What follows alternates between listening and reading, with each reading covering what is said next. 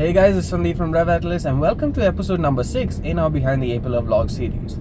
Today we'll be talking about the HTC U11. So I'm excited for this announcement. The device is coming to India on 16th of June. Now I'm not really sure whether it's actually launching on 16th of June or whether they're just announcing and launching it a few days later, but nonetheless it is expected to reach Indian soil pretty soon. So I'm excited for a number of reasons. First, HTC does hardware really well, and considering that the last phones I tried from HTC were the Pixel and Pixel XL and also the HTC U Ultra, all these phones seem to have really good hardware, and that is one reason why I'm looking forward to U11. The U11 should also have really great hardware and build quality, and HTC is known to provide that with each and every handset. The only slight downside that I see is the software itself, where the device does come with Android 7.1.1 out of the box, but I'm not so sure how consistently they will be providing updates to users. But apart from that, the main highlight of the device is the camera itself. It seems to combine good elements from both the S8 group as well as the Pixel group.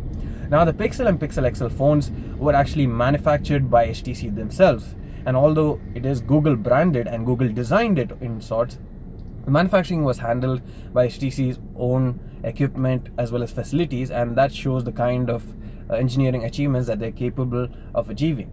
Now, the U11 is the first smartphone ever to get a score of 90 on the DxO Mark test, and it's also the first phone to surpass the Google Pixel when it comes to the rating of 89, which the Google Pixel has gotten. Now, this is more of a guideline. A DxO ranking or a rating doesn't mean that a phone will automatically be better than other one. There's always a chance where one phone may be better than the other in a particular test, but overall it is a good benchmark in order to know just how good a phone is. But there have been cases, especially in Sony phones, where they have received high rating but the phones were really crap in terms of camera.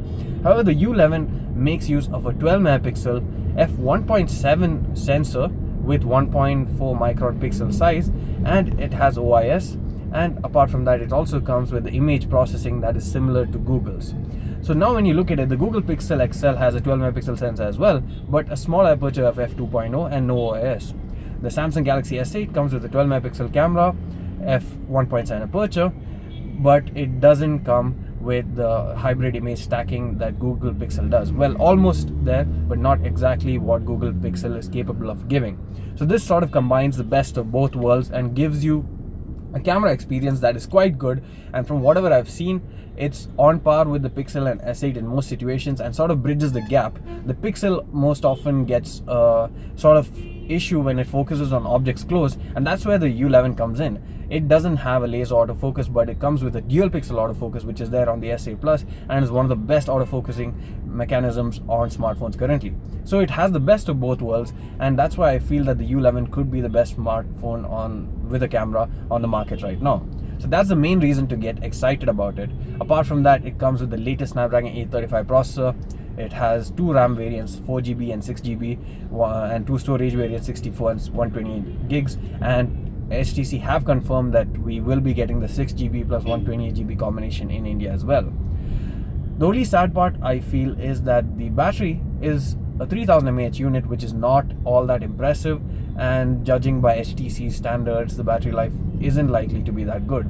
You do have quick charge though in the form of QC 3.0, but considering that it has a Snapdragon 835 processor, I'm surprised that they haven't bundled QC 4.0, if not a 4.0 plus, in the U11. But QC 3.0 is relatively fast as well, so I don't think you'll have much complaints about that.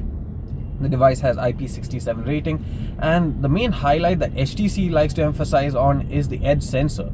So the edge of the device is pressure sensitive, so you can use it to perform different functions. So although the display itself doesn't curve like the Samsung Galaxy S8 or the S7 Edge devices, it does have pressure sensitive sides which you can use to perform different functions or shortcuts. And I'm yet to try it out in real life, but I'm not sure how well that can be used in real life situations. I think it's more of a marketing gimmick, and even without that, I think the phone is pretty good. Now, I'll have to wait until trying it out in person to pass a final judgment, and perhaps even for the review to let you guys know how good it is. But one thing is for certain, if HTC prices this device too high, I don't think many people will actually go for it, considering that HTC have been in trouble for quite a bit and they are known to give software updates also quite slow. So if they price it right, this device could do wonders for them and perhaps bring them back into the game. But if not priced right, I think this would be another flop from HTC. It has the same boom sound effects. You have high definition audio through the USB Type-C port. Oh, there is no 3.5mm audio jack on this. So it uses the USB Type-C port for audio. That is perhaps something that may put off some users from buying it.